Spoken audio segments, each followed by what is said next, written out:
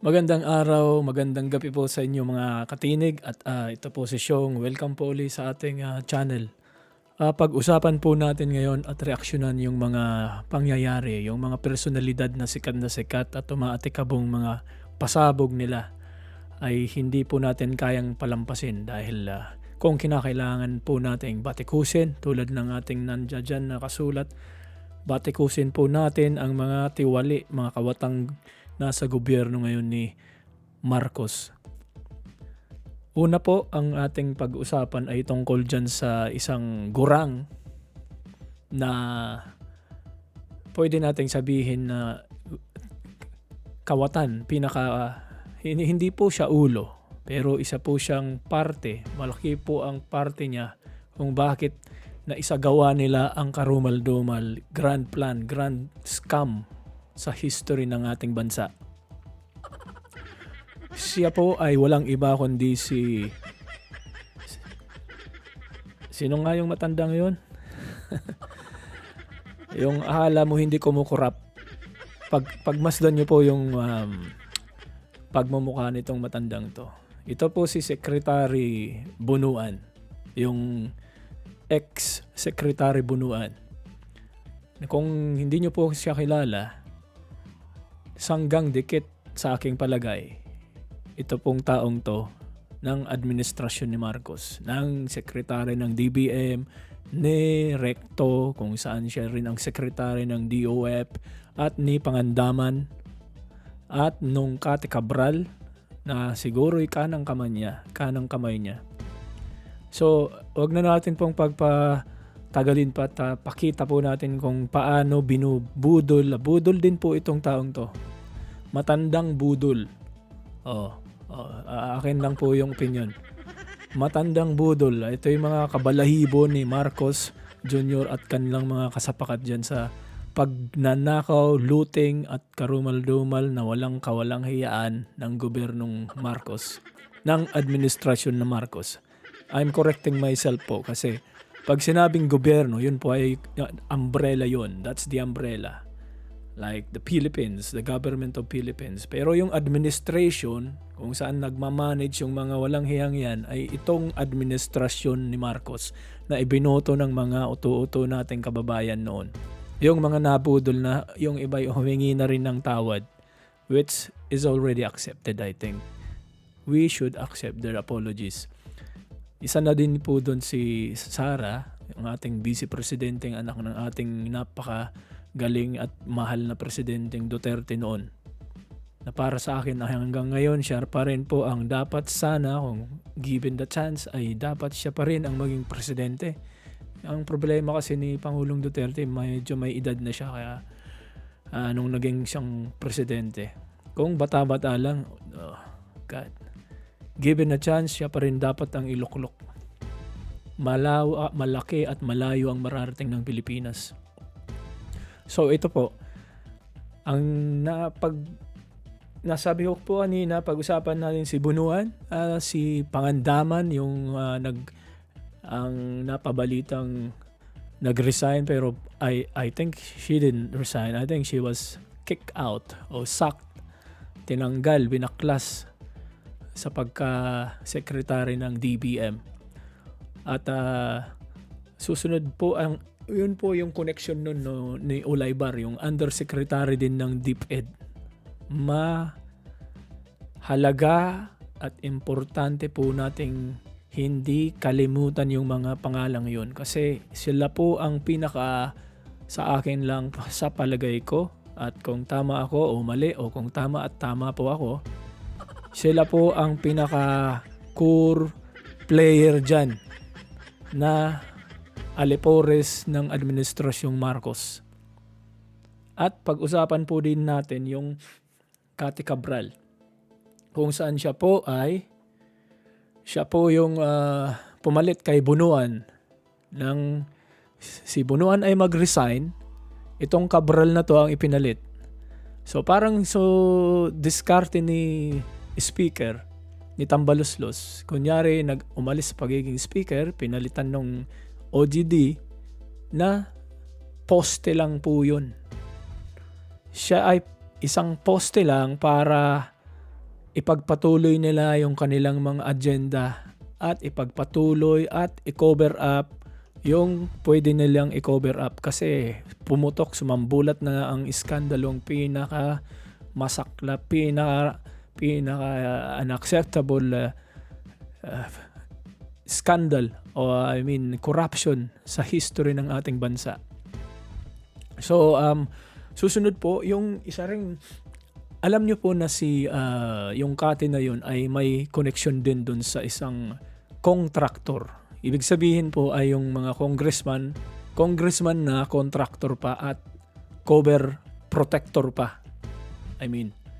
So yun po ay hindi dapat nating palampasin, kalimutan na lang dahil nadadivert na naman po tayo yung mga Pilipino, yung atensyon ng mga Pilipino sa pakulo o sarsuela ni Marcos Jr. na porke daw naglabas na ng investigasyon ng arrest warrant kay Saldico na nung hindi pa sila tinutumbok, pinapangalanan ni Saldico, hindi nila ayaw man nga lang nilang i-mention, di ba? Sila po yung mga ilan sa mga the name that cannot be mentioned maliban kay Tambaloslos.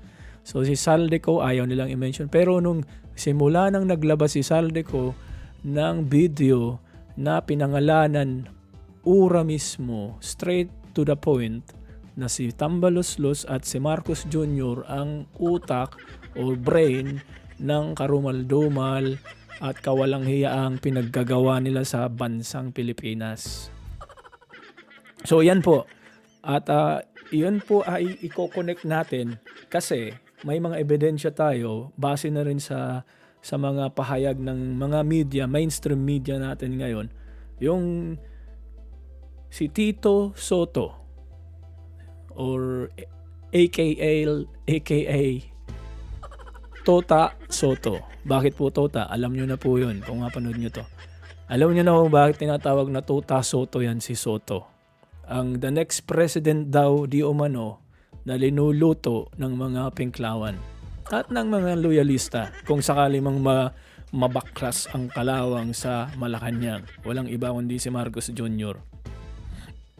So yan po.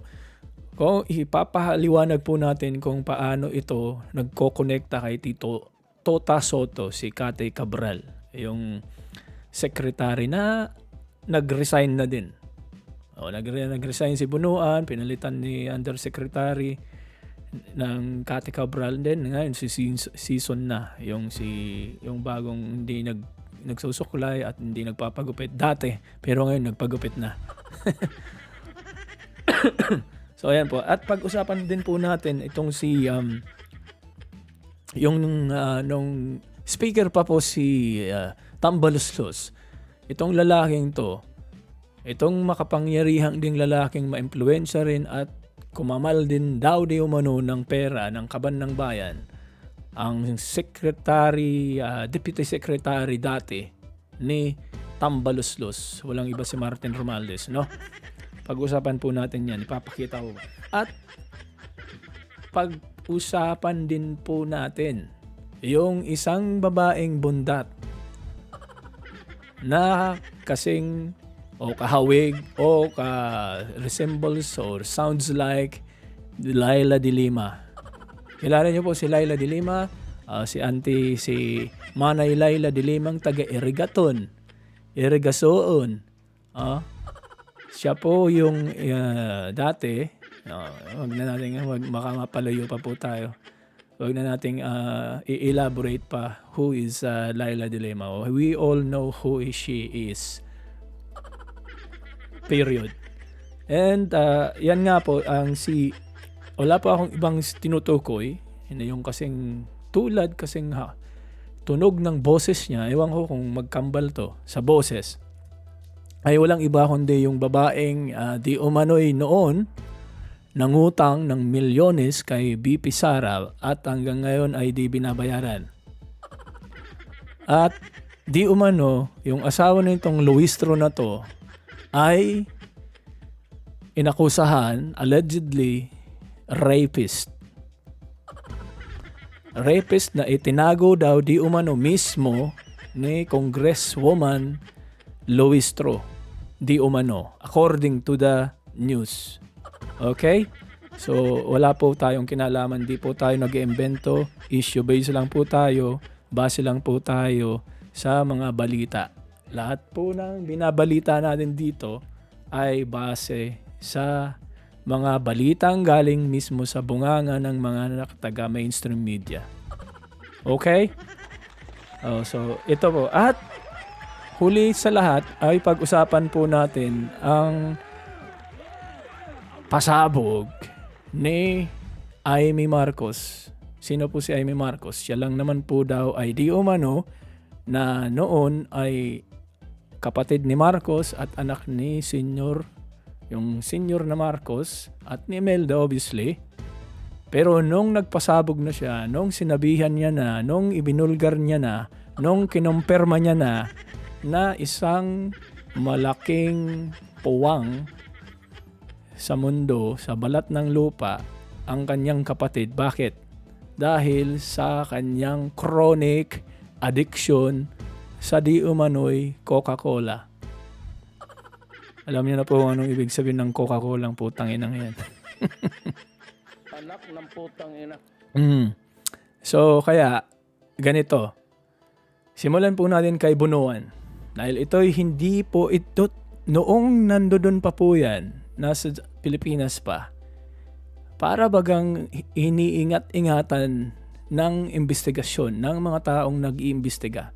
Pinatawag, pinapaupo lang. Hindi tinatanong, hindi ini-interrogate kung anong talagang kinalaman ng isang sekretaring matandang gurang na akala mo inosente, pinanganak lang kahapon o nung kanina-kinila lang. So, kaya ito, panoorin po natin at pakinggan ang kalokohan, ang pangbobola, pangbubudol nitong matandang to. Okay? So, ayan na. Saglit lang, bear with me. Yan. Okay?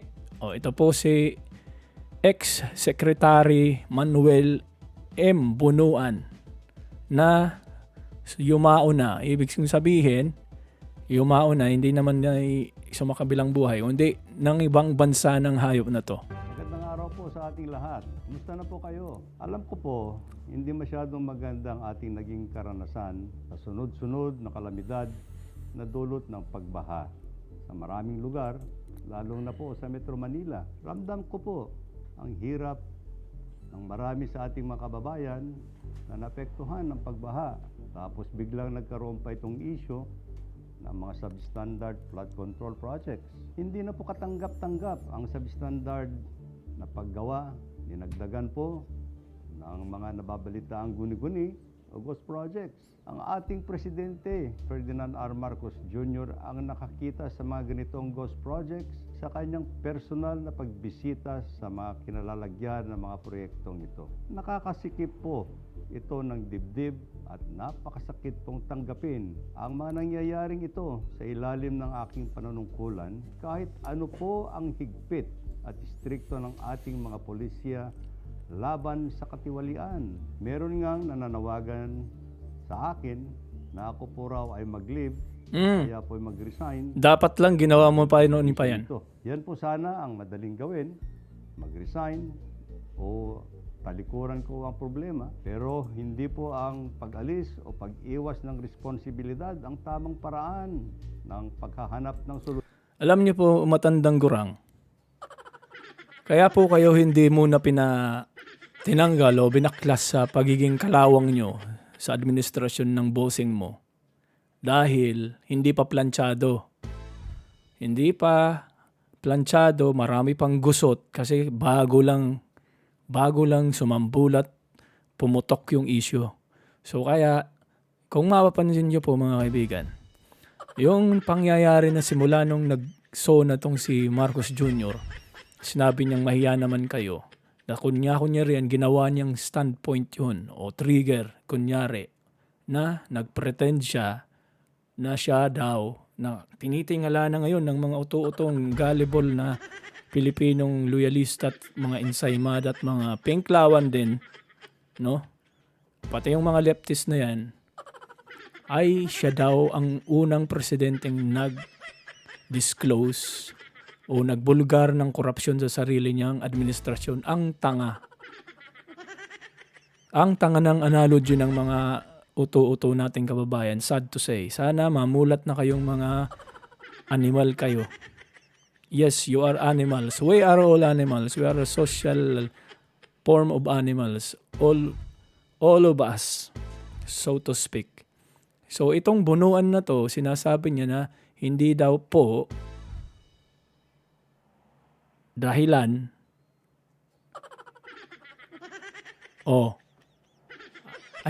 hindi dahilan o paraan nyo lang yan.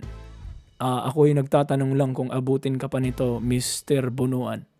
Paraan nyo yan, hindi ka nag-resign para plantsahin nyo yung mga gusot, yung mga impormasyon, yung mga ebidensyang nandiyan dyan sa departamento nyo. Kaya nga nagkaroon pa ng sunog eh. Correct me if I'm wrong.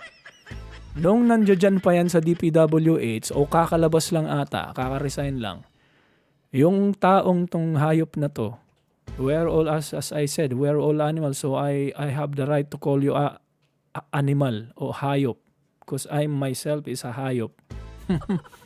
Di ba po? Ito po, respeto, with all due respect to you kasi matandang gurang ka po, pero halatang nag-pretend, nag-play safe ka lang nung mga panahon na yon.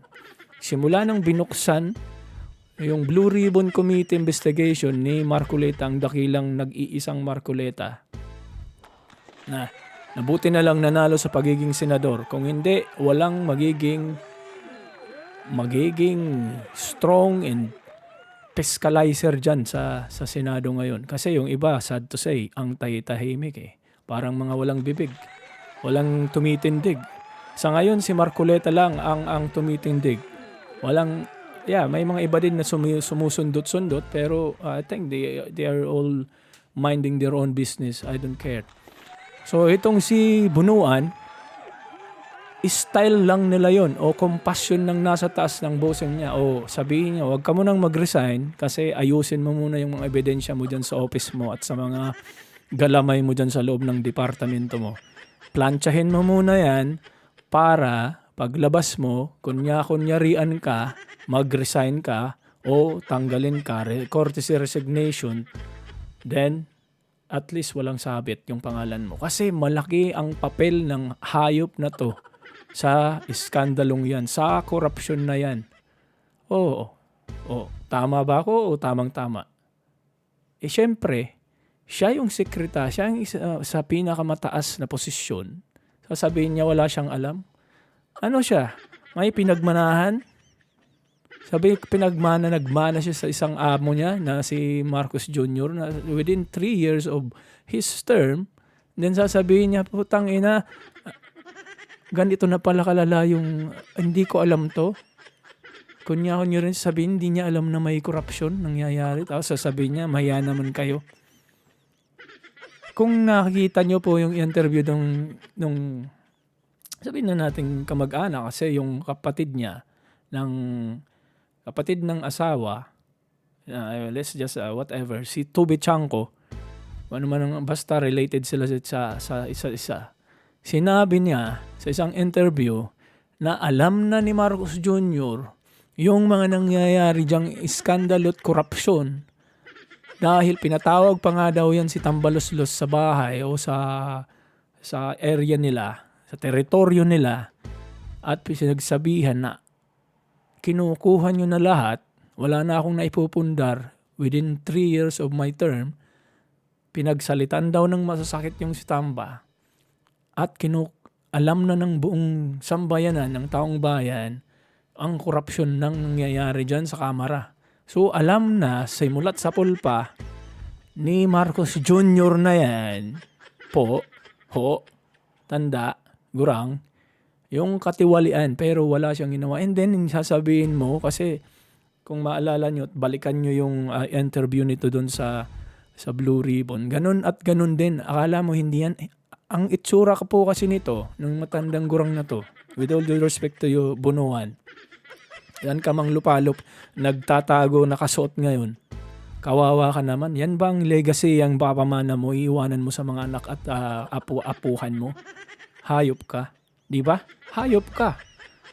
Lahat ng sente mong binulsa ninyo, o kung hindi ka man ng bulsa, pero hinayaan mo within your watch, under your watch, under your nose, you turn your eyes closed, turn yourself, and then let them do what they did to the country. Kinamal nila yung buong halos within 3 years, trillions of pesos, at isipin nyo po yan. DPWH pa lang po yan. Paano pa kaya yung ibang mga proyekto? Yung flood control pa lang po yan, I mean. Paano pa kaya yung ibang proyekto? Paano pa kaya yung mga poste, roadwork, farm to road to farm or whatever is that? And then yung cat's eyes, mamaya ipapakita ko po yung isa yun kasi involved po yung Silvestro doon. So, nakakatakot po yan na sandamukal na korupsyon ang talagang binulsa ng mga gahaman sa perang tong mga hayop na to. So, isipin nyo po yan, flood control project pa lang yan. Paano yung mga ibang ahensya, departamento ng bansa na saklaw din ng DPWH? Can you imagine the magnitude of that? Yung enormity, yung gaano kalaki, gaano kalawak yung ginawa nilang kawalanghiyaan. Hindi lang siguro rin trilyon. O ito, tagaan nyo kasi kung bubuksan nila yan, for sure, and I'm sure, in my own opinion, hindi nila bubuksan sa ngayon. Hindi nila bubuksan yan kasi hindi nila kakayanin. Yan pangalang flood control. Hindi na nila kayang maatim. They can't cope with the pressure and the stress that they're having at the moment. So, hindi po nila bubuksan kahit isa o dalawa. Siguro ikokonekta nila kasi si Magalong, di ba nabanggit na yon yung sa cat's eyes and sa mga poste and roadworks. Pero 50-50 chances. Tuloy po natin yan. Kawalanghiyaan nito. Sa akin po, tatanggapin ko accountability, pero tandaan po ninyo, hindi ko po kukonsintihin at papayagan ang anumang uri ng korupsyon na nangyayari. Kaya nga po, nananawagan tayo sa... Ang kapal ng mukha mong gurang kang tanda ka. Kung kailan ka tumanda, saka ka nagkaroon ng ganyang kakapal na mukha para manggahasain mo ang bansa. Ibig sabihin, not literal gahasain nyo sa pagkamal nyo. Hindi kayo makontento sa pera na pinapasahod sa inyong mga hayop kayo. Pinakialaman nyo pa rin yung perang hindi naman dapat napunta sa inyo. Dapat napunta sa mga taong ngayon ay naghihirap, nagsasuffer dyan sa kagagawan nyo. Tingnan yung bawat sintimo nun, buhay ng tao. Bawat sentimong ninakaw nyo ng mga kasamahan at mga kuntsaba nyo dyan. So, hindi kayo sana isang araw, madulas kayo at mabagok ang ulo nyo saka kayo magising. Matauhan kayo sa pinagagawa nyo. Pero hindi kayo mapapatawad ng tao. Ang daming namatay. Yan ang sinasabing, we'll borrow the word genocide, yung sinasabing war crime na ibinato nila inakusan nila kay Pangulong Duterte. Si Pangulong Duterte, maraming ilinigtas na buhay. Bakit? Yung mga buhay na dapat na iligtas pa, maliban dun sa mga nanlaban, kung nanlaban man yun, yung mga addict, mga pusher, mga drug lords, dapat lang sa kanila matudas na para mabawasan ng populasyon sa bansa. Hindi, walang puwang yung mga ganun, mga salot yun sa lipunan. Isipin nyo na lang kung yung milyon-milyon na yun na hindi sumuko. Isipin nyo within that year, 6 years of his PRRD term, kung di sumuko yun, kung hinayaan lang ni PRRD yun na nagliwaliw dyan sa bawat kanto ng Pilipinas. Sa palagay nyo ba, kung may mga anak kayong dalaga o asawa nyo, iniwanan nyo sa bahay nyo o hinayaan yung lumabas sa bahay nyo sa bandang kanto na abangan na ng mga adik na milyon na adik yung sumuko na narehab. Oh, maliban pa yun sa mga bumulagtang sabihin na natin ng laban. At yung iba doon, tinodas din ng mga sarili nilang bossing o yung mga leader ng kanilang sindikato. Siyempre, wag na tayong pumunta doon, mahabang istorya na yun. Dito tayo kay bunuan na hayop na to. Itong taong to, porke nag-resign lang to nung nasa posisyon pa, inimbitahan dyan sa Blue Ribbon, hindi pinag-resign dahil pinansya nga yung kanyang mga gusot. Tapos nung nag-resign na, inalagaan naman. With all due respect to Marcoleta, Senator Marcoleta, dapat kung ako sa'yo, ginisa ko yan nun bago man lang siya umalis. Parang may red carpet pa binigay dito sa matandang to. Na porke nag-resign na, excuse na. Ay, Diyos ko. Jesus Maria Josep. Ating mga kababayan, natulungan ninyo po ang ating Pangulong Bongbong Marcos na puksahin Putang ina mo, hayop ka. ang maling sistema na ito na sumisira sa magagandang layunin at paglilingkod ng administrasyon. Hindi tayo papayag na lapastanganin ang sinumang tiwali sa DPWH. Yan po ang pakatandaan nyo, yung mga ganyang pagmumuka. Yung aura o yung demeanor ng ganyang mga body language sa facial expression, pag ang tao'y nagsisinungaling, ito kasi parang walang expression ang mukha nito eh. Hindi nga kumukurap eh. Di siguro sanay na to, batak na expert at master niya yung pagsisinungaling. Ang hayop na to, kung kailan tumanda, saka lang naging kasapakat ng mga demonyong Judas na diablo dyan sa Pilipinas na nakapuo ngayon sa posisyon. Makakapagkulo talaga ng dugo pagka ganyan. Oo. Tuloy po natin. Kontraktor o kahit sino pa ang maglustay ng pundo na nagmula sa dugo at pawis ng ating mga kababayan.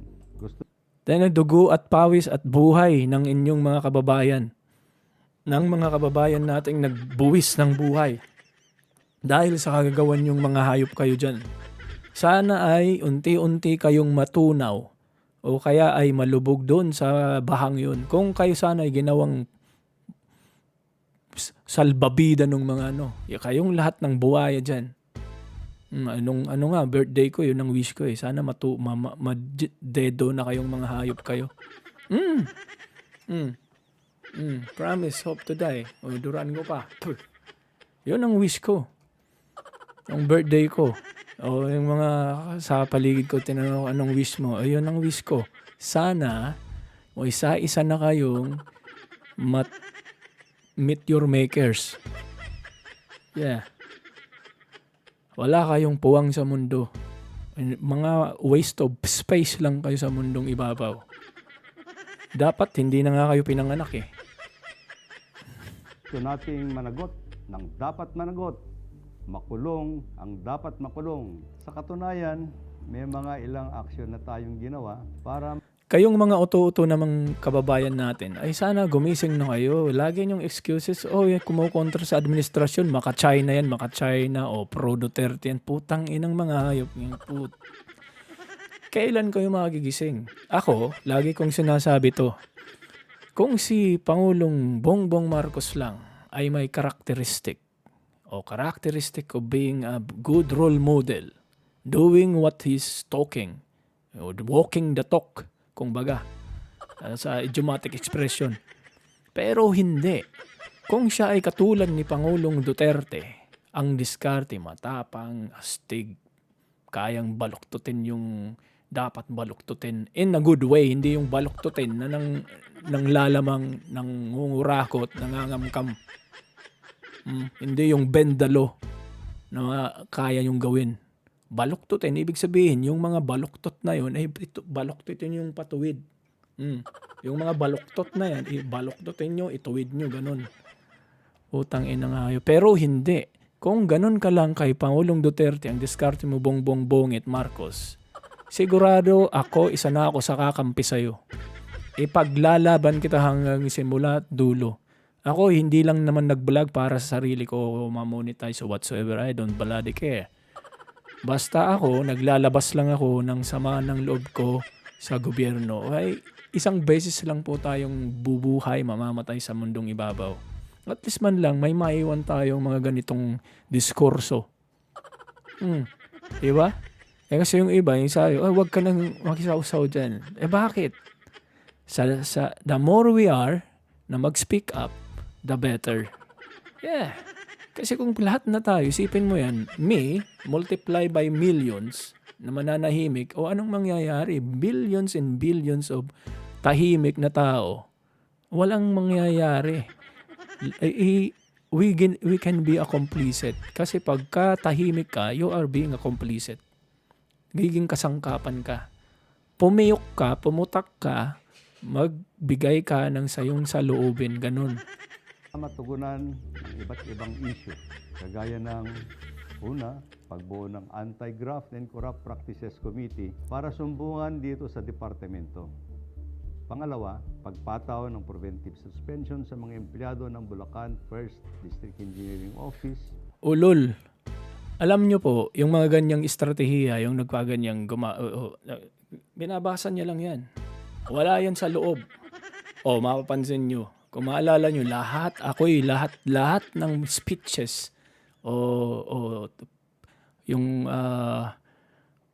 pag nagsalita si Pangulong Duterte, yung mga discourse yun, lahat pinanood ko yun. At isang bagay ang mapapansin nyo sa lahat ng Pangulo na lumipas, si Pangulong Duterte lang ang nag-speech, nagdi-deliver ng kanyang speech na walang kodigo. Sinasabi niya pa nga na ito hindi ko nababasahin tong ginawa ng aking sekretary kasi kung babasahin ko to matatapos lang ng mabilis ang ating pagsasama dito sa isang bulwagan na yan. So sasabihin niya, so magsasalita ako na galing sa akin kasi galing sa puso niya, galing sa isip niya. Totoo. Hindi yung scripted. So itong mga hayop na to, pati yung boss nito, puro yung script. Although, yung in fairness naman, kasi, syempre, batak. Batak na batak yan yung amo nitong si Bongit. Very fluent mga magsalita. And I can attest to that. Syempre, pinanganak na mayaman Lumaki sa ibang bansa. Nagsalita yung mga magulang ng English. So, he was born with that mother's tongue na mulat na siya dun. So, kaya sanay magsalita ng English. Diba? Ito, is scripted. Pero most of the time, yung bunganga ng Marcos na yon, kahit na magaling mag-English, ay puro laway. Hindi nyo nalaway. Maliban pa sa ngingiwi-ngiwi niya, laway lang yon, puhunan nun. He don't walk the talk. Kung ano yung sinasabi niya, iba yung gagawin. He's a very deceptive type or kind of person. Mula sa District Engineer, Assistant District Engineer, at lahat ng Section Chiefs. Pangatlo, pag-reassign po sa Regional Director ng Region 4. Yan ang naratibo, yan ang optics, yan ang defense mechanism nila. Yan yung pang-uto nila, yun yung pang-manipula nila, yan yung pang-mind condition nila, yung mga ganyang estratehiya, yung magkakaroon ng video, press con nila, tapos sasabihin yung mga approach plan and course of action nila. Puro lang yan defense mechanism. Dinidepensa nila, they're on guard para walang magka-criticize sa kanila, walang mag-scrutinize man sila ng tao, nasabi na nila. Ganyan yung mga tao ngayon, yung administrasyon ni Marcos. Puro yan optic, puro yan naratibo, mga mabubulaklak na salita, flowery word, sugar-coated, na mga testimonya para alam nila na shield na nila yun against any criticism. Diba? That's very simple human nature, kumbaga. Pang-apat po, pagpataw ng preventive suspension sa district. Ang pagkakaba ng administration na to ni Bongit, ni Bongbong Marcos na anak ng diktador na yan, sa administrasyon ni Pangulong Duterte, yung si Pangulong Duterte, he walk the talk at all cost. Kung kaya niya siya ang bumaba, bababain niya. At siya ang nagiging speaker, wala siyang ganyan na si Auntie Claire na tagapagsalita niya. Although meron din, Pero hindi, majority ng pakikipagtalastasan, kung mapansin nyo, maalala nyo, pati yung mga leftist nga, hinarap niya yung mga aktivista right in pronto. After ng isang session nila, nandun yung mga aktivista nagrarally, o pinuntahan niya, nasa entablado siya, punta kayo dito. At pinapasok niya pa nga yung mga leftist na yun sa loob ng Malacanang. They're all have been welcomed by PRRD. Hindi yun kayang gawin ni Marcos. Hindi yun kayang gawin ng boss yung adik di umano sabi ng kanyang ate. Kasi, takot yan sa konfrontasyon. Binardagol nga yan ni Cayetano nun, di ba? Kung maalala nyo yung tumatakbo yan bilang vice presidente. Hindi ka siya nakaporma kay Cayetano. Siyempre, matalino yun si Cayetano. Ha? Tuloy po natin. Engineer ng Batangas First District Engineering Office na nagtangkang manuhol sa isang kongresista. Panglima, pag-reassign sa regional office ng mga assistant district engineer at lahat ng mga section chiefs ng Batangas First District Engineering. Kaya pala. At pang-anim, tuloy-tuloy po ang pag-validate kung nandiyan pa ba ang mga flood control projects sa Bulacan at ibang Mga probinsya na flood control project na hindi mahagilap. Putang ina, ilang flood control project na proven and already been assess ng inyong mga departamento at mga nag-iimbestiga na ghost project nga. Bakit hindi nyo yun ang unang inuna? Bakit yung mga taong involved dun sa ghost project na yun, na majority ay mga kongresistang proponent, and then isama ninyong mga sapsap at dilis na sinasabi nyo, borrow the word of Marcoleta, yung mga sapsap at dilis na district engineer at kung sino-sino pang mga kasapakat nilang nasa baba. No? Dapat yun ang inuna nyo kasi yun ang pinaka sure o secured o sabihin na natin wala nang hahanapin pang ibang ebidensya. Dan wala na nga yun yung ebidensya. May proyekto pero walang resulta. Di ba? Bakit yun? Dapat kinulong nyo na agad-agad yung hayop na yun. Yung mga hayop na yun. Di ba? Kaya ito, kasi nangulingan nung kailan to ginawa? 2 months ago. So bago pa to lumaya sa bansa, bago pa to umiskapo, itong si Tandang Gurang na to, gumawa na siya ng bidyong to, pakulo lang yan. Optic lang yan. Pang-mindset, mind condition lang yan. Panipula sa mga taong utu-utong kababayan natin. Diba? Wag na nating tapusin yan kasi puro lang yan defense mechanism or something that they trying to use as a shield para hindi sila mas scrutinize ng taong bayan. Punta tayo dito. Ito po yung nasa Blue Ribbon Committee sila. Resign and his resignation Ito was yung accepted by the nag-resign to President. doon. Gusto ko Nabalikan lang namin nating tanungin, bahagya. Secretary, total kare-resign mo lang naman kahapon. Gusto mo pa bang ikaw ang sasagot o you would like to beg off and allow somebody or have you deputized an official with you today na siya nang magsasalita in your behalf para kung gusto mo nang mag-beg off, it's up to you. Gusto mo ng Yes, umudo? Your Honor. Thank you very much for giving me this opportunity, Your Honor. Baka nauudo ka na o yung mga taga-Irigasiton dyan. Yung mga taga Bicol. Nauudo na.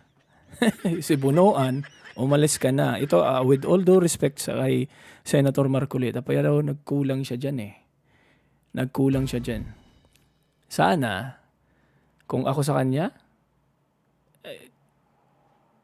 it's so obvious, very evident na meron siyang kinalaman. Although wala pang gaanong ebidensya, but he can assume na paano walang magiging kinalaman to o walang sabit itong si Bunuan. Siya ang sekretary ng isang napakalaking iskandalong nangyari sa istorya ng Pilipinas. Tapos sasabihin, porke nag-resign lang, in-excuse nyo na. Ingat-ingatan nyo ng tanungin. Hindi nyo na in-interrogate, in-scrutinize yung kanyang posisyon o even personality, anong pinaggagawa niya sa buong oras na nakaposisyon siya bilang sekretary at nangyari yung kawalang hiyang na yon. Kulang na lang, pauwiin mo eh. Anyway, eventually sinabi nito, narinig ko sa isang interview nito na mayroon daw parang sakit yung asawa niya, yung spouse niya. So kaya parang gustong umuwi na. Kaya pinauwi yan nung araw na yan, nung inimbitahan na yan, nung time yan. Oh. Well, Your Honor, I just want to make a manifestation that on account of the subpoena ad testificandum that I was served for this hearing, I just wish to make that on record that the President Ferdinand R. Marcos Jr. has accepted my resignation as Secretary of Public Works and Highways on effective today, September 1, 2025. So what is your pleasure, sir? So safe ka na. In view of this circumstance, Your Honor, that effective today, September 1, and since I am no longer the Secretary of Public Works and Highways and I don't...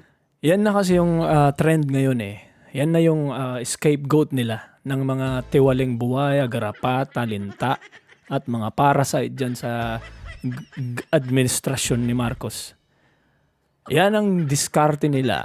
Pagka na-identified na silang mga kawatan, na pangalanan sila, na trigger na yung pressure area nila, yung masakit na punto ng katawan nila at utak nila at na-stress na sila at na-identify na nga sila ng mga kasapakat nila, ilinaglag na sila, magre-resign ang mga puta.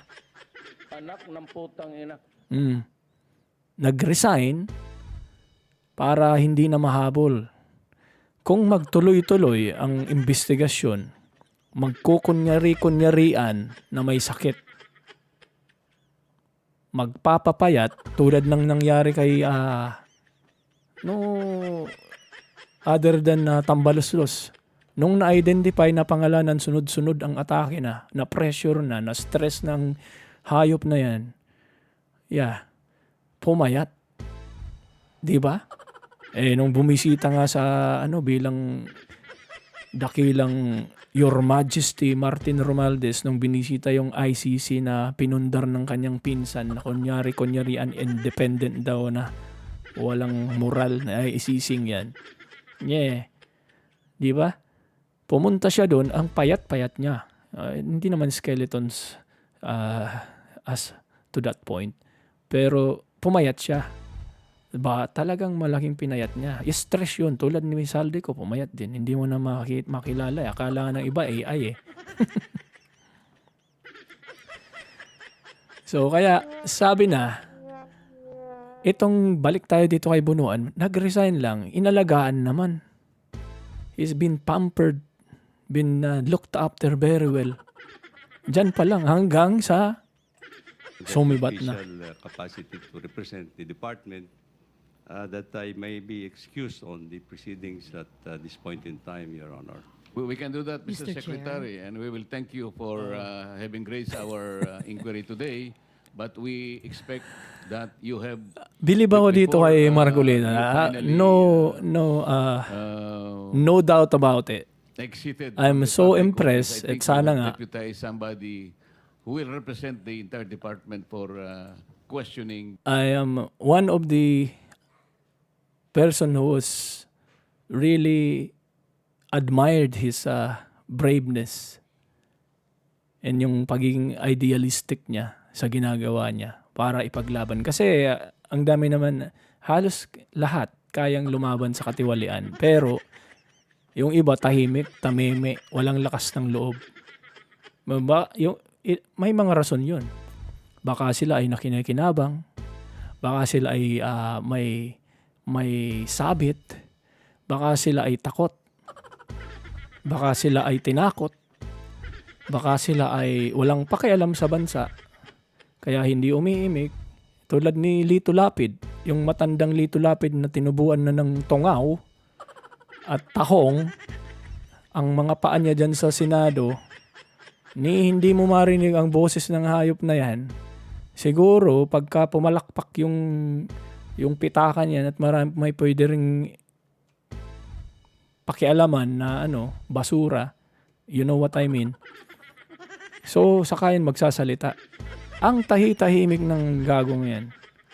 Ang tahi-tahimik, tumanda na dyan sa Senado. Tapos pag-election lang siya nagsasalita.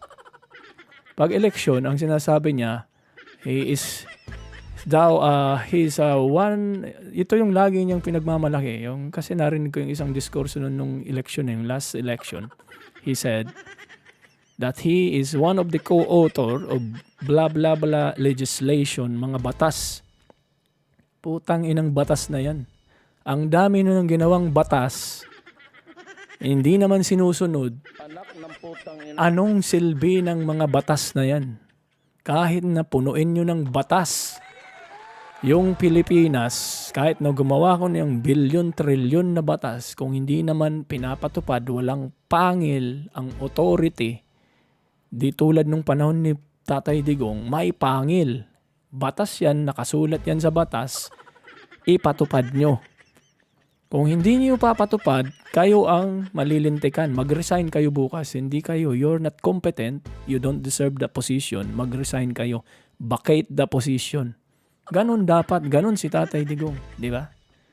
Pero ito, ang ina. Balik tayo dito kay Marcoleta. This inquiry today, have you done that?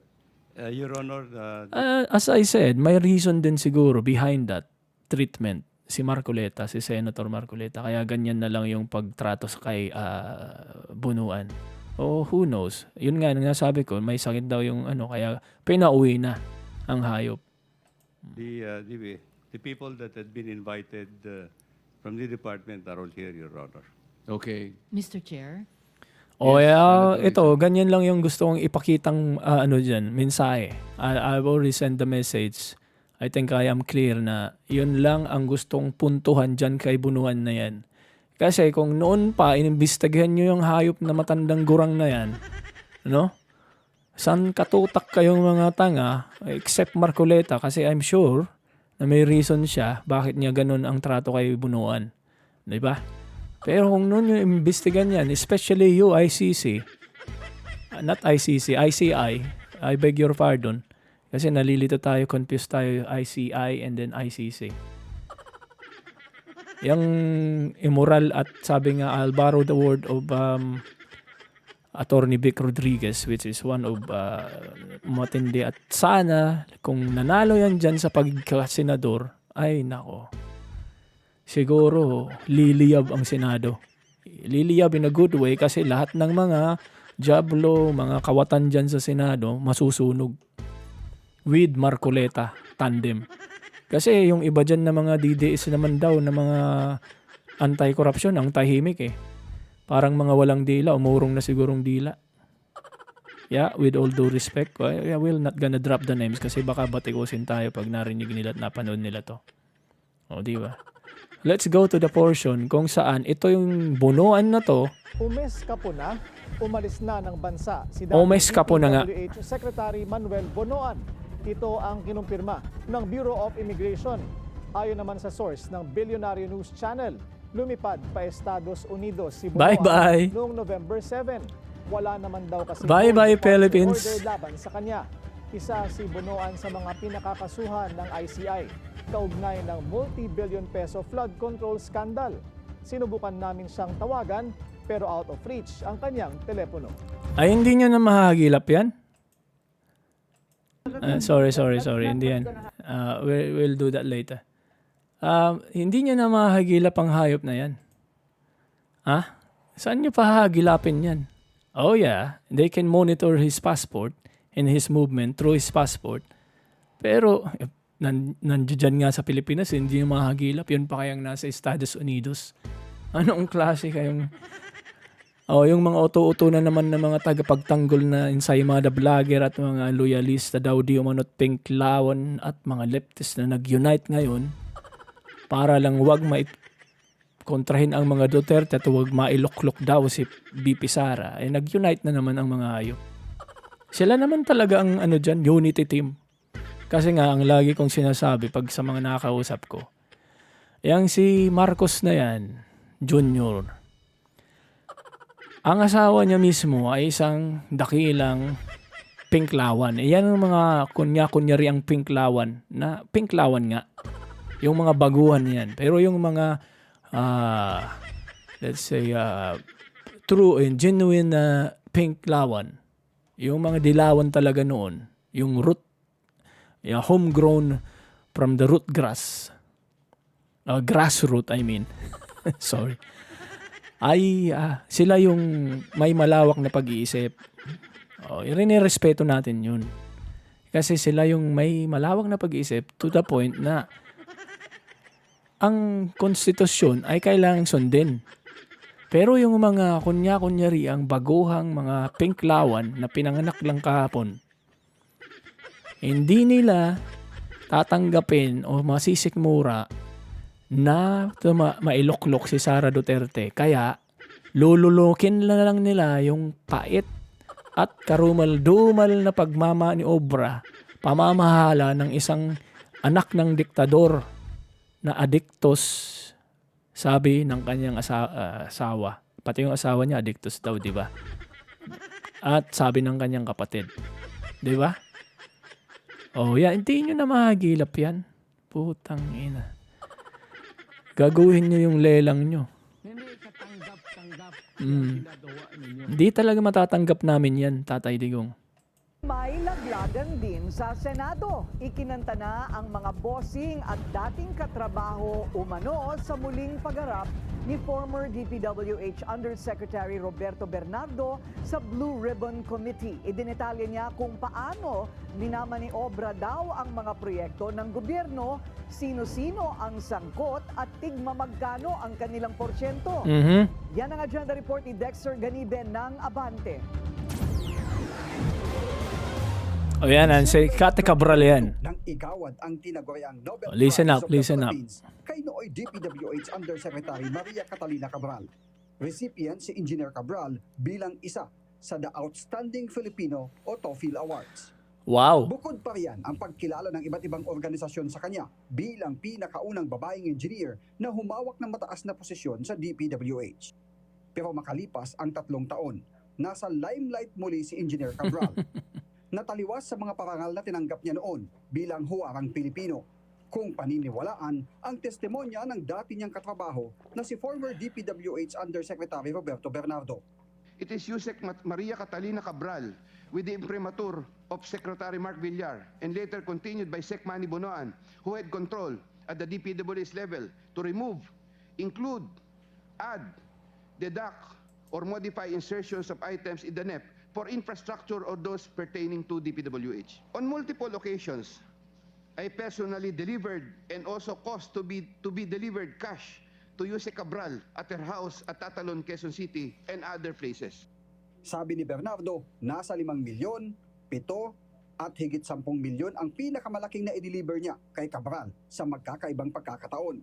Si Cabral niya ang may likha ng formula sa paglalaan ng mga allocable budget para sa mga proyekto. Putang inang yan. Gumawa pa sila ng formula. So, formulated lahat at talagang calculated and formulated yung grand scandal, grand scam, grand fraud, grand corruption na ginawa nila sa bansa. Hayop na mga yan. Mga sindikato kayo na dapat kayo matunaw, tamaan ng kidlat at lahat-lahat na mangyari sa inyo. Sana tamaan kayo ng ketong para unti-unti nyong maranasan yung saklap ng buhay. Yeah. Isipin mo to, awarded pa palang babaeng to. Tapos ginawa niya lang, nasilaw sa pera, sa kayamanan. Hindi niya inisip yung future. Yan ang legacy mong iiwan sa mga anak nyo, kamag-anak nyo. Proyektong laan sa mga kongresista, habang binabalangkas pa lang ang National Expenditure Program for Infrastructure Projects na tanging si Cabral lang umano ang nakakaalam. Nag-iiba-ibang anyo to siya. Napansin nyo? Iba-iba yung anyo nitong babaeng to.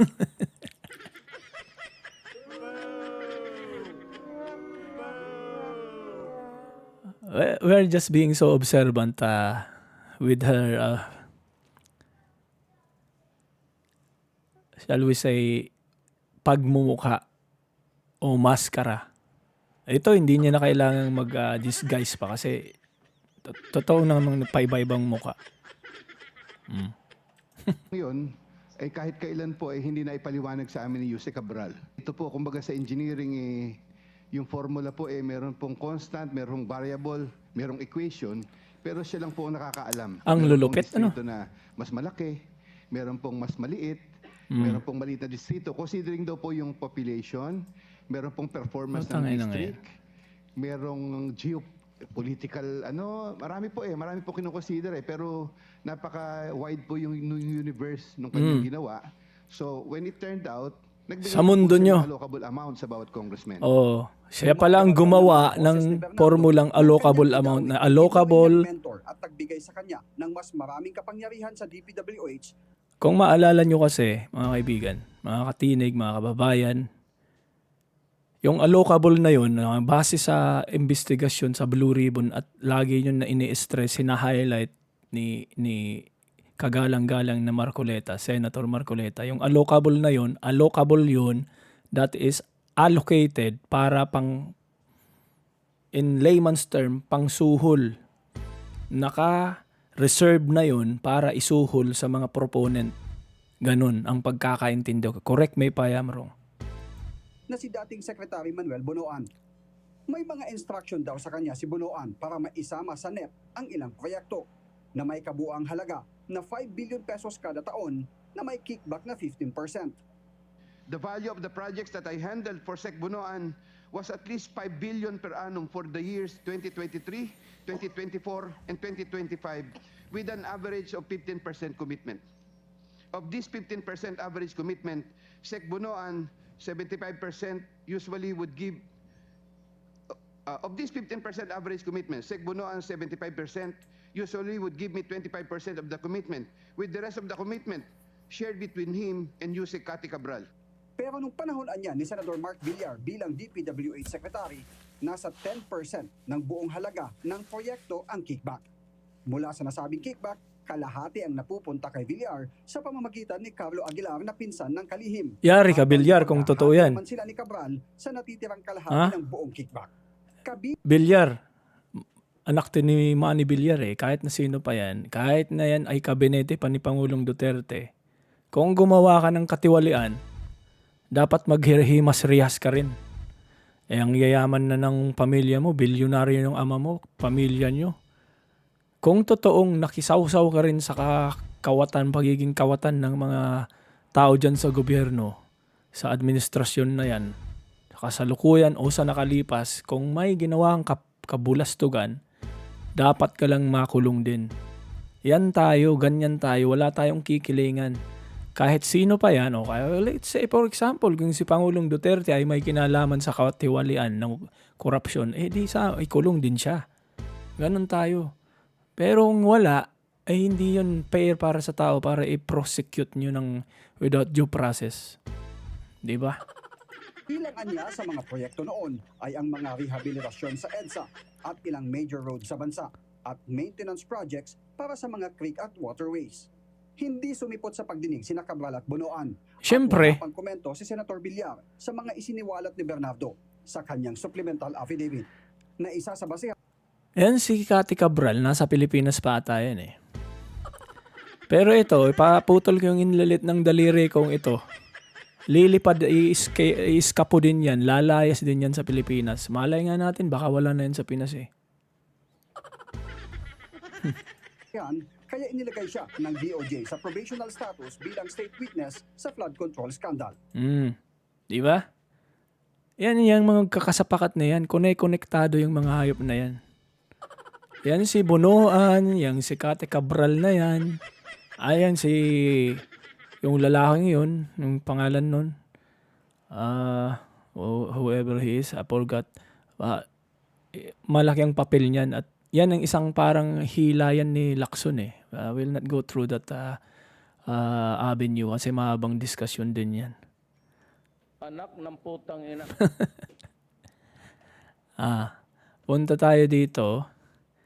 Ito naman tong pangandaman na to ay isang talagang, kung mapanood nyo yung isa kong video, may pinakita ako doon.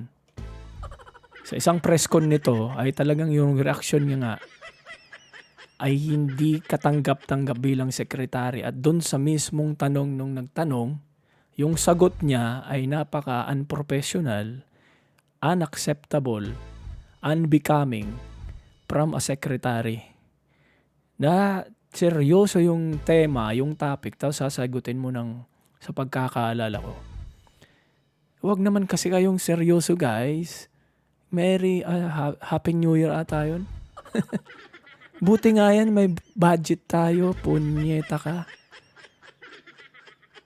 Siyempre, seryoso yung nagtatanong, seryoso yung tao. Kasi pera po ng bayan yung linulustay ng administrasyon ng bossing mo. Okay lang sana kung lustayin para sa taong bayan. Pero kung linulustay nyo sa pansarili nyong agenda, kung saan nyo iliimbak yung mga yan, hindi kayo makontento. Panoorin natin to. Bagong pagdinig, bagong pangalan. Isa si DepEd Undersecretary Trig V. Olayvar sa idinadawit ngayon sa flood control scandal. Pero bukod sa revelasyong isang executive secretary umano ang humingi ng kickback, mas palaisipan kung bakit mabilis itong inaprubahan. At yun ay si Executive Secretary Bersamin, yung tinutukoy nito. Ng Budget Department. Narito ang agenda report ni Dexter Ganibe ng Abante. Imbitado sa pagdinig ng Blue Ribbon Committee sa Lunes si DepEd Undersecretary Trygiv Olaybar, kasunod ng pagdawit sa kanya ni dating DPWH Undersecretary Roberto Bernardo sa flood control scandal. Sometime 2024, Yusek Olayvar personally called me for a meeting to discuss about unprogrammed appropriations, supposedly for the office of the Executive Secretary. In the said meeting, he requested me to submit a list of projects. Sino nga ba si Trygiv Olaybar? Batay sa impormasyon mula sa DepEd, 2012 nang magtrabaho sa Senado sa ilalim ng opisina ni Senador Bong Revilla. 2016 nang lumipat siya sa opisina ni nooy Senate President Edgardo Angara. Dahilan kaya noong nanalo si Senador Yang mga yan ang mga core player din dyan sa Senado. Yan si Bong Revilla, ito si Angara. Ito, pagmumukha ng mga to, hindi mo pwedeng pagkatiwalaan eh. In my own opinion lang, no? With all the respect to whoever he is. May classmate kasi akong ganyan nung mga panahon eh. Mga ganyang pagmumukha, mag-ingat-ingat ka, huwag kang pakatiwala. Don't put down your guards on this kind of kamoks. Pailalim yan kung tumira. At napaka yan. Sa basa ko sa mga ganyang I'm not being prejudiced sa mga tao. Pero based from my experience, no? I'm only basing it from my experience. Makasarili yan. Yung mga ganyan. He will preserve his own self, save his own skin para lang magawa niya yung kung ano man ang gusto niyang gawin sa buhay. Mga ganyang klase. Ni Angara, itinalaga siyang Director for Political and Constituency Affairs ng Senador. Nang maitalaga si Senador Sonny bilang DepEd Secretary noong Agosto ng nakaraang taon, isinama at itinalaga niyang Undersecretary si Olaybar. Batay sa affidavit ni Bernardo, 2.85 billion pesos umano ang hinihingi ni Olaybar noong nakaraang taon para umano sa Office of the Executive Secretary. Pero pagtatama ni Bernardo, Mr. Chair, ang nabanggit lang po niya Executive Secretary, pero actually wala naman po siyang sinabi kung sinong Executive Secretary. Oh, lol! Binawi nyo, bigla kayong kampyo. Bakit? Binulungan ka ni Lacson? Ha? Bernardo? Ayop ka, nag-tell all ka na nga sinasabi mo. Tell all ka na. Tapos ganyan, biglang kampyo. Bakit? Bakit kung hindi nyo... Imposible naman yan. Hindi matukoy. Sino bang sekretary yun? Si Bersamin yun. In my own opinion. Yeah, in my own assessment. Di umano. Diba? Si mismong si Lacson lang nagsabi. Sinabi nitong Bernardo doon na hindi daw walang tinukoy na kung sino yung specifically sa secretary. Pero in the end, eventually, ipinayok, ibinulgar mismo ng taong nagdala sa'yo dyan. No other than Pinky Lacson. Hindi rin daw niya nakakausap ng personal si Executive Secretary Lucas Bersamin na mariinding itinanggi ang pagkakadawit ng kanyang tanggapan sa flood control scandal. Inabot lang daw ng isang buwan matapos nilang mag-usap ni Olaybar ay may nai-release na agad na At saka ang isang malaking katanungan dyan, mga babayan. Undersecretary ng DepEd nakikialam sa DPWH sa mga flood control at kung ano pang insertion. Special Allotment Napaka-suspicious. Release Order o SARO para sa 2.85 billion pesos na halaga ng iba't ibang proyekto na ang pondo ay mula sa unprogram appropriations. Pero ang pinagtakaan ni Senador Kiko Pangilinan ay kung paano nakakuha agad ng SARO si Olaybar. Exactly. De La Rosa who was asking the DBM, sino ang nagde-decide ng At kayong mga pinklawan kayo, no? Ang iba kasi, hindi naman lahat ng pinklawan, pero karamihan sinasabi na, yun nga, hindi raw sila makikialam, pero they being like a watchdog. Alam nyo at pare-parehas kayong may kutob o yung assessment nyo talagang may malaking korupsyon. I'm sure of that, na alam nyo, dahil nalin sa mga investigasyon, sa lumalabas sa investigasyon, alam nyo na may nangyaring korupsyon. Pero dahil ayaw iluklok si VP Sara sa pagka-presidente, dahil pagka nagkaroon ng United Revolution, for example, nag-unite yung mga Pinklawan, DDS, and Liptis against the Loyalist, which is a grupo ni Marcos, ay ibababa talaga yan sa posisyon si Marcos. Walang ibang pupuntan yan. Bumaba o lumayas. Umiskapo na naman sa ibang bansa. Ha? Diba? Pero ayaw yung gawin kasi ayaw yung iluklok, mapunta sa posisyon, mag-take over si VP Sara. So, nababanggit ko yun lang yan. Kasi yung mga pinklawan na yan, hanggang parang ang papel ninyo sa buhay ngayon, maging watchdog na lang kayo. Pangbagay, for example, may nagnanakaw na sa kapitbahay nyo. Nakita mo, pero hindi mo isinuplong sa pulis. Kasi, ayaw nyong isuplong dahil yung may-ari ng bahay na yun ay kaaway nyo. So, ibig sabihin, complicit kayo dun. Naging isa kayong kasangkapan para mangyari yung krimen na yun. Dahil alam nyo na nga yung nangyayari, ayaw nyo pang gawin yung nararapat, yung appropriate o yung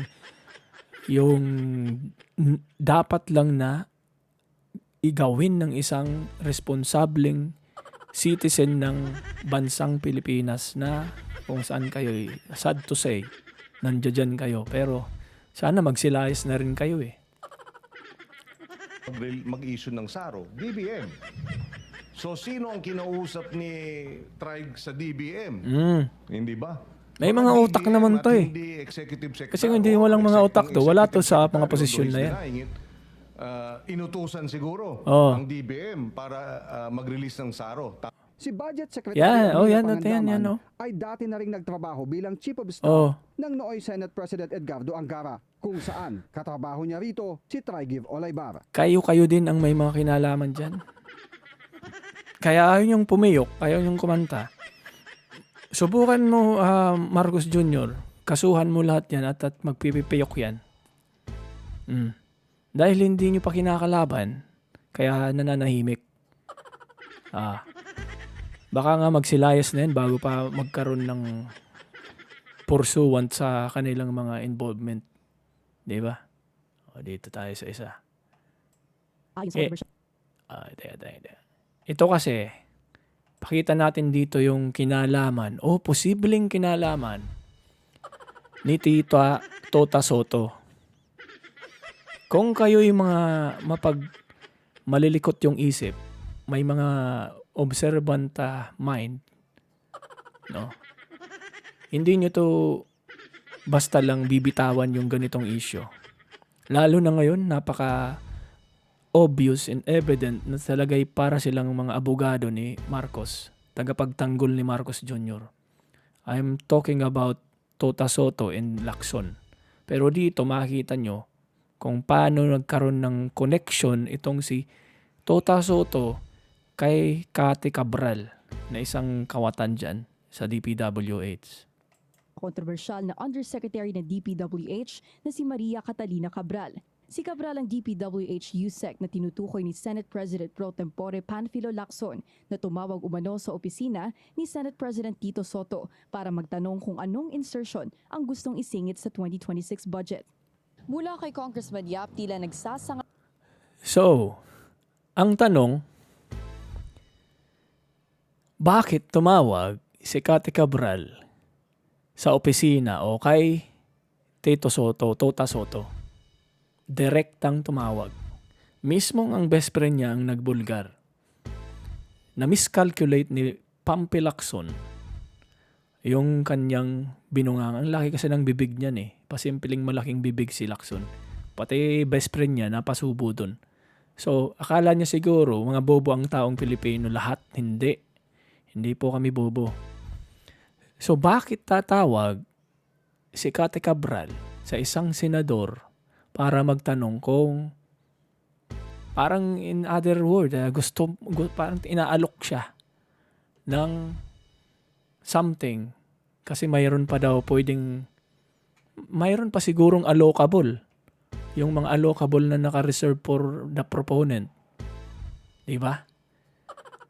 So inaalok, sa madaling salita, itong si Tota Soto ni Cathy Cabral kung gusto niya. Ang isang tanong ko dyan, no, sa akin lang, Tota Soto, kung hindi ka kawatan, hindi maglalakas ng loob na tanungin ka ng isang kawatan na kung gusto mo ng ganong mga kalakaran, gawain, o let's say sabihin na natin basurang nasa maleta siguro.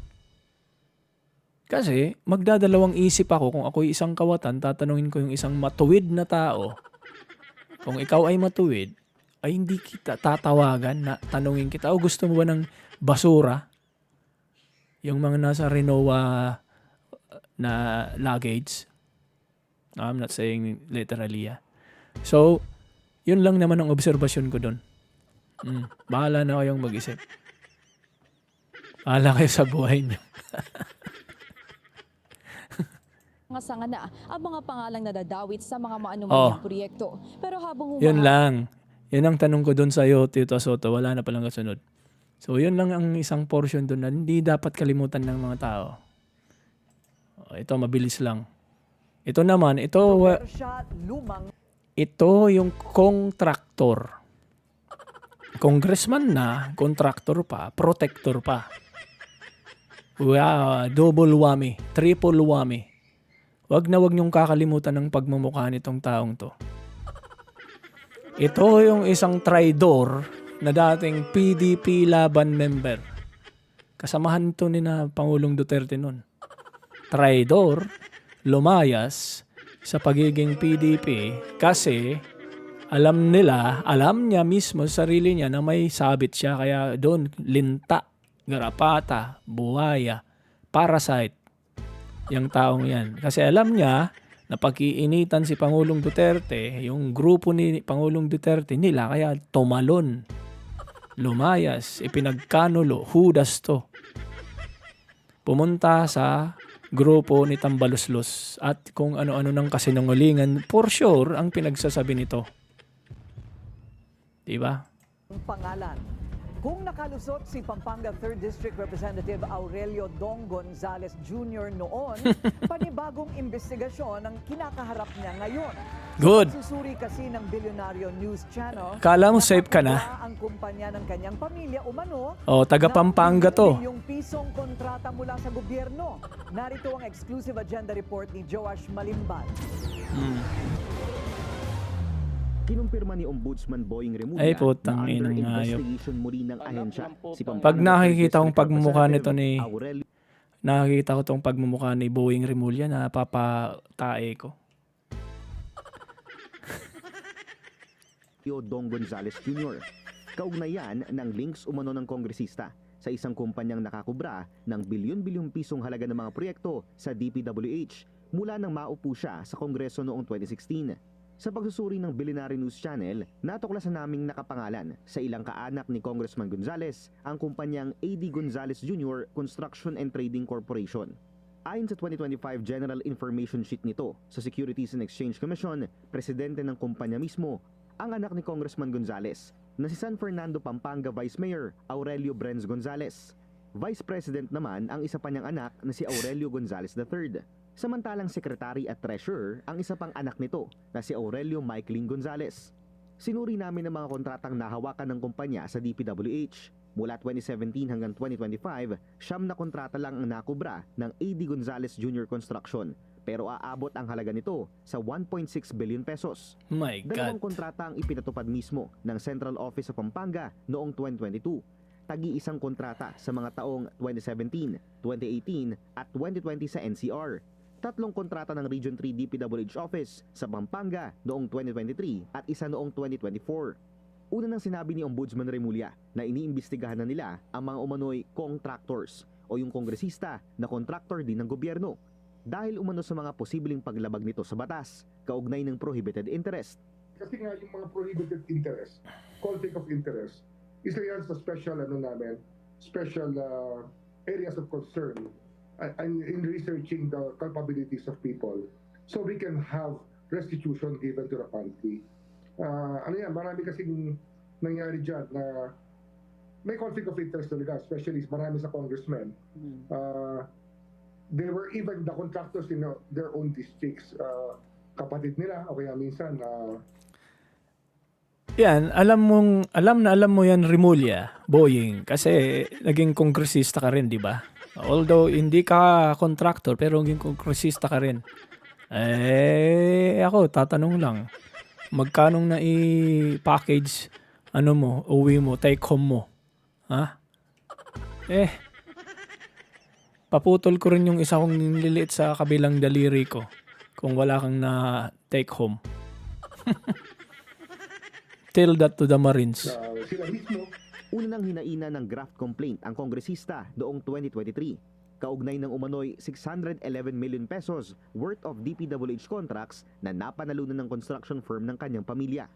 Inihain yan ng isang barangay captain sa Mexico, Pampanga dahil umano sa paglabag sa graft and corrupt practices. Kayong mga taga Pampanga, kung kayo'y makapanood nito, yan, tandaan yung pagmumukha ng kababayan yung yan. Ibuto nyo uli yan. Iboto nyo uli yung contractor na yan. Kongresista na, contractor pa, protector pa. Bakit ko sinabing protector? Bakit? Siyempre, ipoprotektahan niya yung mga kasapakat niya, yung mga kasambahay niya sa lulustay, pagkakamal ng pera ng bayan. Sabi nga, mga halos pamilya niya. Yung mga involved din. Putang ina ngayon. Anak ng putang ina. Hindi talaga. Hindi ka tanggap-tanggap yung pinaggagawa ng mga sindikatong to. Act at possession of prohibited interest by a public officer. Pero ibinasura ito ni dating Ombudsman Samuel Martires noong 2024. Sinubukan naming kunan ng panig si Congressman Gonzales. Tapos sasabihin nyo na si Martires ay bias na mga Duterte na hindi tama yung ginagawa, na may pinoprotektahan. Kung yan ay yung contractor na yan, bakit niya inabsuelto at hindi binigyan ng atensyon, hindi ipinaimbestigahan? Di ba? Tapos sasabihin ng mga bulaang followers ng loyalista at pinklawan na si Martires ay bias at may pinoprotektahan ng mga Duterte. Hindi naman yan Duterte. Mga hayop Pero kayo. hindi pa ito sumasagot sa aming mensahe. Para sa agenda, Joash Malimban, Billionaire News Channel. Buti na lang, Naungkat na yan. O ito, palakpakan natin si Boying. Ito kasi tayo, issue-based lang tayo. Kung ganyan, edi, maganda. Magandang usapan natin. Palakpak sa'yo, Boying Rimulya. The credit is yours. Okay, manatili. Ito pa. Last na to. Kasi mag-ubos ng oras natin. Itong dating Deputy Secretary ni Tambaloslos. Panoorin natin. At Blue Ribbon Committee para ipaimbestiga ang umano'y malapit na kaalyado ni dating Speaker Martin Romualdez. Narito ang balita ni MJ Mondela. Matindi to. Matindi to. Mga kababayan. Nasa Senado ngayong Lunes, September 29, si Davao del Norte Governor Edwin Hubahib para paimbestigahan sa Senate Blue Ribbon Committee ang isang issue na hindi may paliwanag na yaman. Target ng investigasyon, si Sophonia's Pakitandaan nyo yung pagmumukha ng buaya, garapata, linta, baboy na to, buwetre na to. No? Pakitandaan yung pagmukha yan. Kayong mga nasa lalawigan, distrito, yan. Yan ang isang kababayan nyo. Pag nakita nyo ang bahay nyo, mga taga dyan, sa area nitong lalaking tong buhayang to, ang bahay nyo ay dampa, butas-butas, hindi mo matawag na bahay, tapos binoboto nyo pa yan, tapos ang bahay niyan, mansyon, napapaligiran ng matataas na pader, may mga magagarang sasakyan labas-pasok, hayahay ang buhay, mag-isip-isip kayo. Iboto nyo uli yan o kung ano man ang takbuhan yan, iboto nyo uli yan. Iboto nyo uli ang taong yan para hayay din ang buhay nila at kayo ay nagsasaper. Ganyan lang yan. Sarcasm. Romeo Gabunada na nagsilbi raw bilang House Deputy Secretary General sa ilalim ni former Speaker Martin Romualdez. Ayon kay Hubahib, lumapit sa kanya ang mga kapitbahay ni Gabunada sa Tagum City na nagtataka sa biglang pagyaman nito. Yung bahay niya doon sa Dara, in Apocon, Tagum City, and napakalaking halaga. Kung tingnan natin, kung i-evaluate lang natin, multi-million ang yung asset na yan. At na-acquired lang niya last 2023. Ang engranding property na ito sa Barangay Mapaang, Maco, Davao de Oro, iniulat din daw kay Hubahib na pag-aari mo ni Gabunada. Malaki ang nangyaring development. Parang 4 na biglang yaman ng hayop. Eleganting bahay at may swimming pool na kinonstruct doon.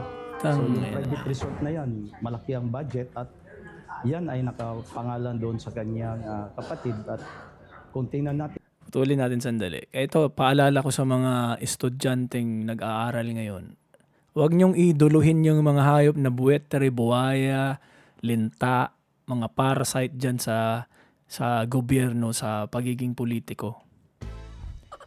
Kasi ang nangyayari ngayon, nagiging ina-idolize na nila itong mga tong kawatan na to. So kaya nag-aaral sila, mag-aaral sila ng political science para daw maging politiko pagkatapos nila. Makagraduate sila. Para mangulimbat. Magpayaman. Yan ang isang mali. Hindi dapat tularan. Hindi dapat maging mindset ng mga kabataang nag-aaral ngayon. Kawawa ang henerasyon ng bansang Pilipinas kung ganyan ang mindset. Yung state of mind ng mga kabataan. Dahil mag-aaral sila ng ganong klaseng kurso. Yung aim nila para maging politiko, para gawing business ang pagiging politiko at magkamal, maghari-harian sa kanilang lungsod, sa area nila, wala na. Saan pupulutin ang bansa? Kawawa. Wala naman ding negosyo at walang trabaho.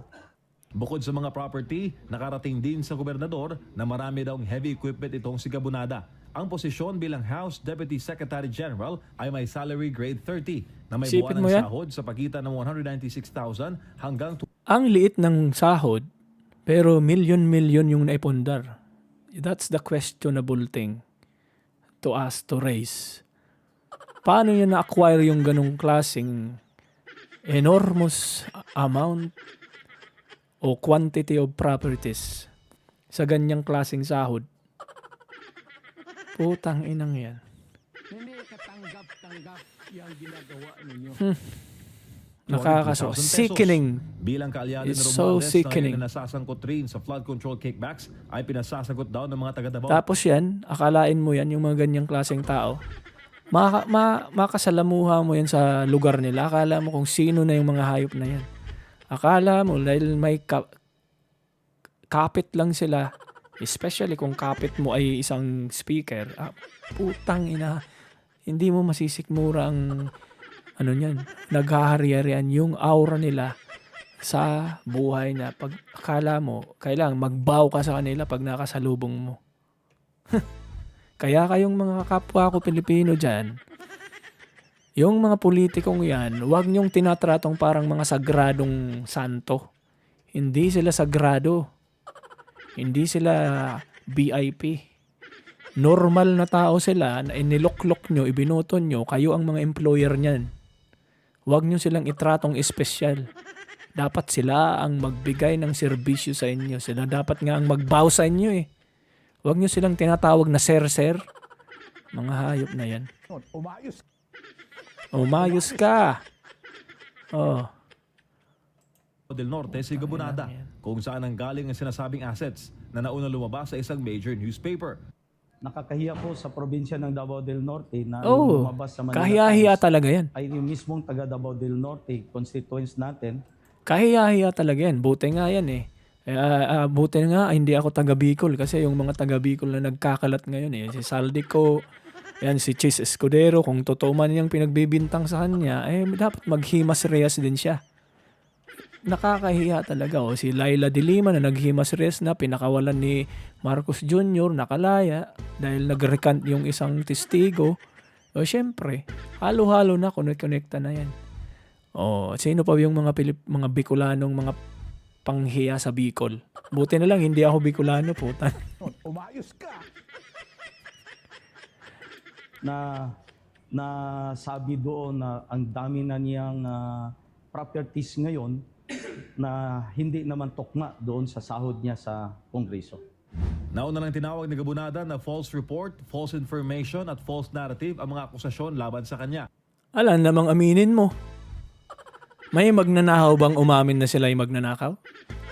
Kahit nga nahuli na eh. Kahit akto na. Naaktuhan man ang mahuli. Hindi pa aamin. Ituturo pa yung iba. Wala namang ikaw nga. Git niya, ito'y Lalo na kung bilyonis na yung nakakalumbat nyo. Aamin ka ba? politically driven at layong sirain ng Mga bobot uto-uto lang ang maniniwala sa ganyang alibay. You can catch a fish by its mouth, but you cannot catch a liar. Kasi yung mga sinungaling at mga manlolokong yan, mga kawatan na yan, hindi yan aamin. You cannot catch a liar kasi lagi yang may alibay. Yan ang isang proven and tested na sa mundong ito. Nilino naman hubahib na hindi ito pamumulitika dahil mismong si Pangulong Bongbong Marcos ang nag-utos sa kanila na magsiyasat sa mga kahinahingalang proyekto. Yes po, mismo ang ating Pangulo. Si Bongit pa lang nag-utos. Marcos Jr. Laglagan na. Nagsabi sa mga governors lahat. Yan. Huwag niyong kakalimutan yung taong yan. Ha?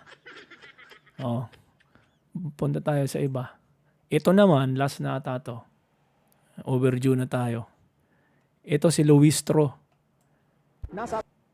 Pakinggan nyo. Palamuti na sa kalsada ang anomalya sa mga proyekto ng gobyerno.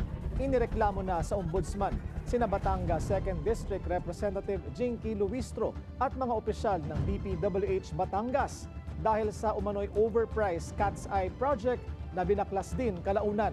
Narito ang exclusive agenda report ni Joash Malimban. Nagsumiti ng isang letter complaint sa Ombudsman ang grupong Bantay Trapiko laban kina Batangas 2nd District Engineer Sonia Paglikawan, DPWH Calabarzon Regional Director Jovel Mendoza at Batangas 2nd District Representative Jinky Luistro. kaugnayan ng umano'y maanomalyang cat's eyes o reflective road studs project sa Batangas City, San Pascual, Bawan Diversion Road. Sa inihaing reklamo, sinabi ng complainant na tila may indikasyon ng overpricing, irregular fund utilization at wasteful implementation ng nasabing proyekto sa lugar. Ayon sa isang 2024 DPWH order, aabot sa 8.9 kilometers ang haba ng buong diversion road. At least 2.6 kilometers nito sakop ng Batangas City. Sa inihaing reklamo, sinabi ng complainant na sa kahabaan ng bypass, Bawan at San Pascual lang ang mayroong road studs. Kitang-kita raw ito sa ilang viral videos ng mga dumadaan sa lugar kung saan nagmimistulang airport runway ang kalsada sa gabi. Parang Dagdag pa ng airport. complainant, matapos umanong i-install ang nasabing road studs, binaklas din ito kalaunan dahil kinakailangan raw palang aspaltuhan ang kalsada. What a waste. Personal na binisita ng Billionaire News Channel ang nasabing proyekto. Ang aming nadatnan, mga butas sa kalsada sa parte ng San Pascual at Bawan, na mistulang bakas ng mga binaklas na cat's eye. Yan ang gusto ng mga kontraktor na yan kasi ilagay yan ng over exaggerated na cat's eyes, yung stud na yun. Parang ginawa ng airport eh. Tapos, pinagtatanggal. Di another project na naman yun. Another kulimbat na naman. Another budget para may mga proponent na naman ay may mga imbubulsa na naman. Di ba? Ganyan lang yung mga hayop na buhaya, buwetrit, lintat. Mga garapatang yan. Ang runway sa gabi, ganito na ang itsura. Dahil marami ring parte ng diversion road na wala pang mga ilaw. Putang ina. Ang yaman ng ang daming pera ng Pilipinas pero ganyan pa rin. Walang pagbabago. Dahil sa mga hayop na yan. Nahanap namin ng kontrata para sa nasabing road stud installation project sa lugar. Isang joint venture ito sa ilalim ng Kisha Construction and Supply at 3W Builders. Ang Kisha Construction, una nang ibinalita ng Billionaire News Channel na pagmamayari ni Tanawan City Council. Yan, malamang pa at 99.9% may kinalaman pa rin dyan yung si Saldico sa mga ganyang proyekto. Kasi halos from hanggang simula apari hanggang ulo, from the top to the bottom ng Pilipinas, sinakop ng kawalang hiyan ng mga buhay at buwetre, linta, garapata, baboy na kumamal ng perang ng bayan na yan. I'm sure may kinalaman yung mga yan. Lalabas at lalabas din yan. 2 buwan ang nakalipas nang sabihin niya sa BNC na pinaprocess na ang divestment niya mula sa kumpanya. On the process na po yung pagpapalit po ng aking to transfer. Simula po nung naupo na ako, pinaprocess, medyo matagal po ang process po ng pagtatransfer. Alam nyo yan, cut the corners na tayo. Kasi wala na tayong oras.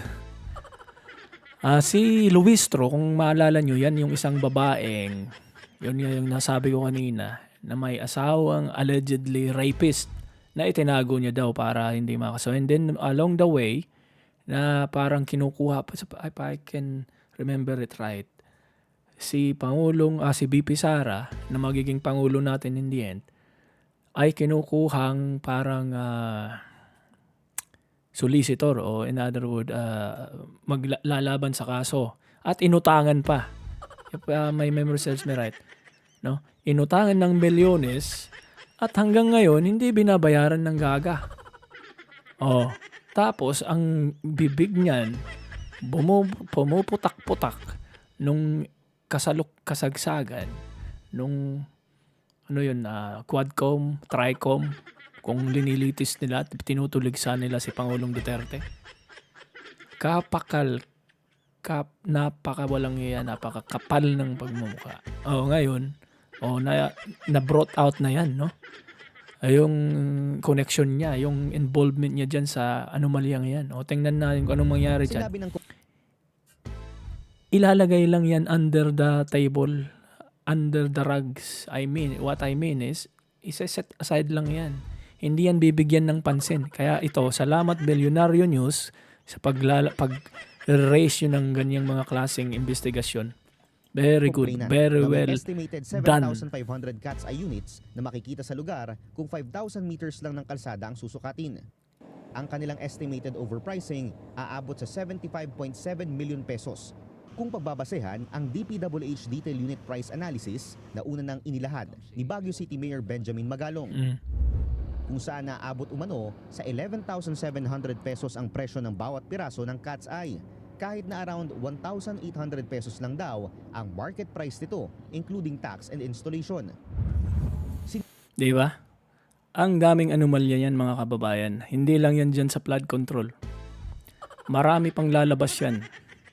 At yung mga magkakaroon ng lakas ng loob na buliklikin o bulat-latin yung mga anomalya sa ibang departamento, ahensya ng gobyerno, palakpakan natin.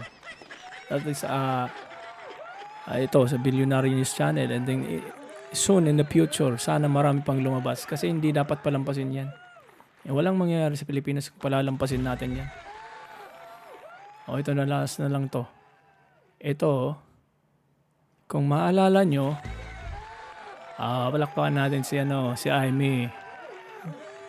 Give her a round of applause sa pagsisiwalat niya, pagkumpirma niya sa adik niyang kapatid at pamilya ng kapatid niya. So ito, since na lumabas yung pasabog niyo yun, may pinost siya sa kanyang Facebook page na ito, basahin natin. Mensahe para sa mga matatapang. Sa lahat po ng nagpapadala ng impormasyon, larawan at iba pang tungkol sa usapin ng droga na aking hinaharap, tinanggap at gustong solusyonan para sa aking pamilya at ating bayan. Ligtas po at ang inyong pagkakakilanlan at tatanawin ko itong malaking utang na loob. Hindi na natin mabasa. Hindi na tayo sanay phone niya. Tangin. So, sa mga nais pang magbahagi, iingatan ko kayo. Malaman po yan. Masustansya po ang bahaging binitawan na naman ni Amy. Ibig sabihin lang po, may mga susunod pang pasabog si Amy Marcos. May mga hawak na siya o hahawakan pang ebidensya para isustain yung issue about dyan sa droga na kung saan nga ay involve ang kanyang sariling kapatid at pamilya. So may mga tao sa nilalaman ng salitang to, ng pahayag na to, ay may mga tao pang nagbigay ng impormasyon, larawan at mga detalye patungkol sa droga ng na-involve niyang kapatid. So wait and see na lang tayo. Pass the popcorn kung baga. Palakpakan na ngayon si Amy. At ito, dito na tayo magtatapos mga katinig, mga kababayan. Kung makapanood po kayo nito at ay hindi pa kayo mag-subscribe, ay mag-subscribe na rin po para sa lagi po kayong alerto at notified sa mga susunod nating mga pasabog at impormasyon. Maraming salamat po.